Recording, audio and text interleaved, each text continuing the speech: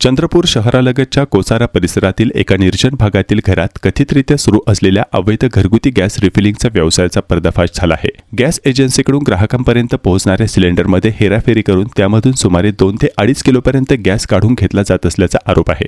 या कारवाईनंतर गॅस वितरण व्यवस्था तसेच संबंधित विभागाच्या देखरेख व्यवस्थेवरही प्रश्नचिन्ह उपस्थित झाले आहे। मिळालेल्या माहितीनुसार शहरातील विविध गॅस एजन्सीमधून ग्राहकांना सिलेंडर पोहोचवण्यासाठी निघणारी वाहने कोसारा येथील या निर्जन घरापर्यंत येत होते। येथे विशेष नोझल आणि उपकरणांच्या मदतीने भरलेल्या सिलेंडरमधून गॅस काढून तो दुसऱ्या सिलेंडरमध्ये भरला जात असल्याचा आरोप आहे। यासाठी सिलेंडरच्या मूळ सीलमध्ये छेडछाड करून त्यावर कथितरित्या बनावट सील लावले जात होते। ही संपूर्ण प्रक्रिया इतक्या सफाईदारपणे केली जात असल्याचे सांगितले जात आहे की सामान्य तपासणीमध्ये सिलेंडरमध्ये झालेली छेडछाड सहज लक्षात येऊ नये। त्यानंतर कमी गॅस असलेले सिलेंडर ग्राहकांपर्यंत पोहोचवले जात होते।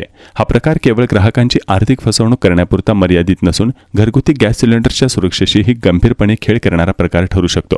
या प्रकरणाची माहिती मिळाल्यानंतर पुरवठा विभागाच्या अधिकाऱ्यांनी पोलिसांच्या मदतीने घटनास्थळी पोहोचून कारवाई केली। या कारवाई दरम्यान मोठ्या संख्येने गॅस सिलेंडर, बनावट सील तसेच गॅस हस्तांतरित करण्यासाठी वापरली जाणारी उपकरणे जप्त करण्यात आली आहे। या संपूर्ण प्रकरणावरून पुरवठा विभाग आणि संबंधित यंत्रणेच्या कार्यपद्धतीवरही प्रश्नचिन्ह उपस्थित होत आहे। आम आदमी पक्षाच्या कार्यकर्त्यांचा दावा आहे की त्यांनी या अवैध रिफिलिंगच्या प्रकाराची माहिती संबंधित विभागांना दिली होती, त्यानंतर ही कारवाई करण्यात आली। जर एवढ्या मोठ्या प्रमाणावर गॅस सिलेंडरमध्ये हेराफेरी सुरू होती तर संबंधित विभागांना याची माहिती यापूर्वी का मिळाली नाही असा सवाल कार्यकर्त्यांनी उपस्थित केला आहे।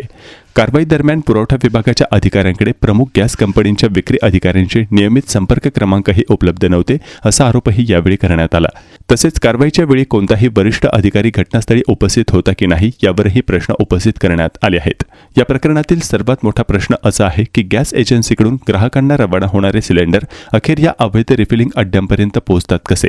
जर सिलेंडरमधून नियमितपणे गॅस काढला जात होता तर वाहतूक व्यवस्था, वजन तपासणी आणि वितरण प्रक्रियेवर देखरेख कोण करत होते? या घटनेमुळे ग्राहकांमध्येही चिंता वाढली आहे। सिलेंडरमधील गॅसचे प्रमाण कमी करून देणे हा आर्थिक नुकसानाचा प्रकार आहेच, मात्र सिलेंडर सीलमध्ये छेडछाड करून गॅस काढण्याच्या प्रक्रियेत सुरक्षा मानांकनाकडे दुर्लक्ष झाले असेल तर त्यातून मोठ्या दुर्घटनेलाही आमंत्रण मिळू शकते। सध्या सिलेंडर आणि इतर साहित्य जप्त करण्यात आले असून या प्रकरणाची चौकशी सुरू आहे।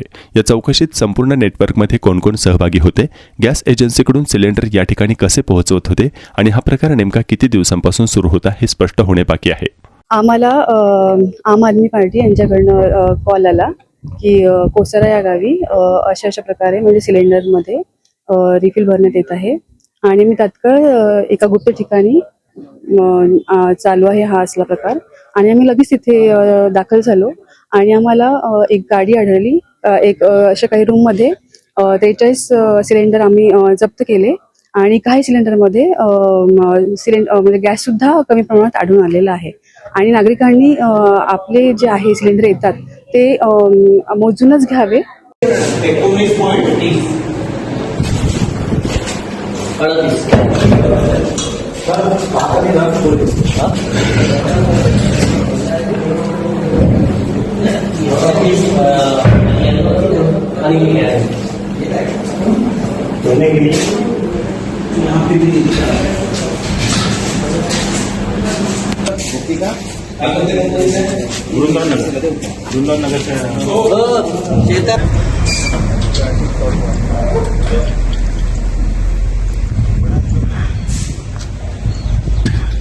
भरलेलाच आहे का तो?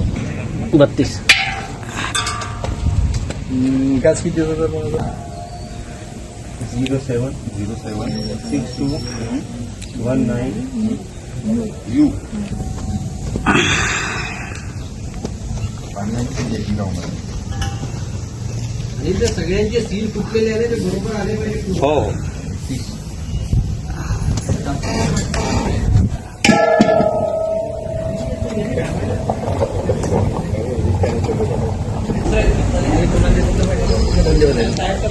मोटे होटल अगर दिख नहीं रहा होगा इसे बता दे, मतलब गलत मत बता। अच्छा पकड़